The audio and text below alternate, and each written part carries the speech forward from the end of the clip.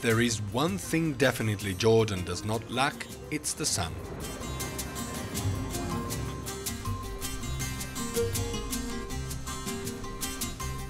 The West Asian country enjoys more than 300 days of sun a year. You would hardly see a cloudy day from May to October.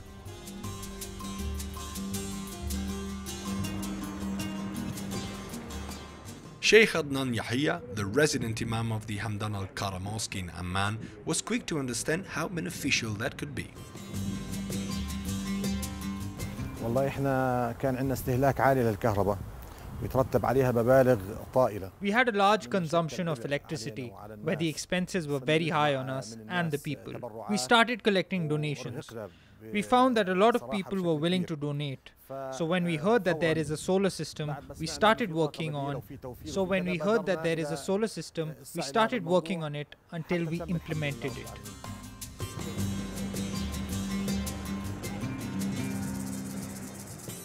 The 140 solar panels Adnan Yahya installed on the roof of the mosque brought the electricity bill down to a few US dollars, even less than a normal household.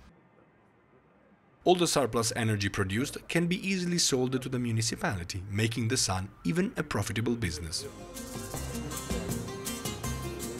It is indeed a success, considering that the mosque hosts some 1,500 believers, 50 air conditioners, 35 fans, 120 lamps, 32 cameras and 1 elevator.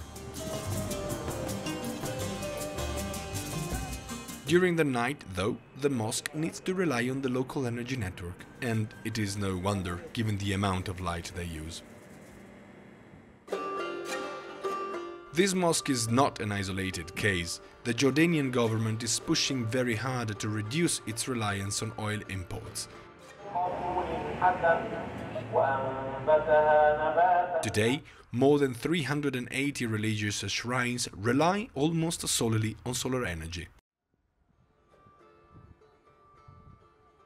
And Jordan wants to convince even more religious and government offices to install solar panels. The country imports nearly 98% of its crude oil from abroad, spending $4.5 billion a year. This is a sum a country with a $40 billion public debt and anti-austerity protests definitely cannot afford. The plan is to cover 20% of Jordan's energy requirement from renewables, especially from solar energy.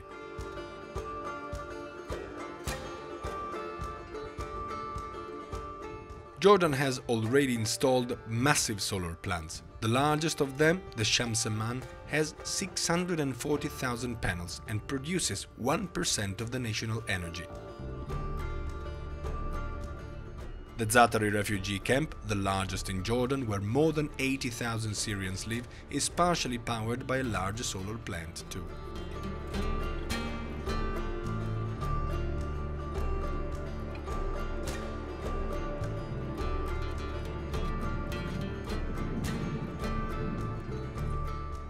There is, though, still a lot to do.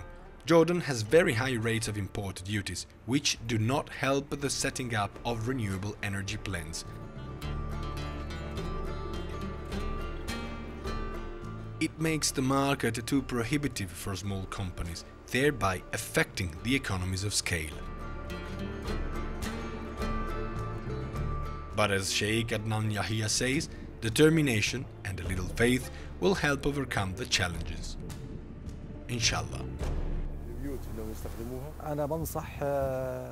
I advise all the people to use the solar system, mosques, organizations, restaurants, hotels, even houses and apartments.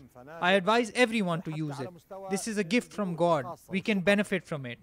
It's a gift from God, kindness from God. I advise everyone in Jordan and abroad to use this solar system and to thank God for it.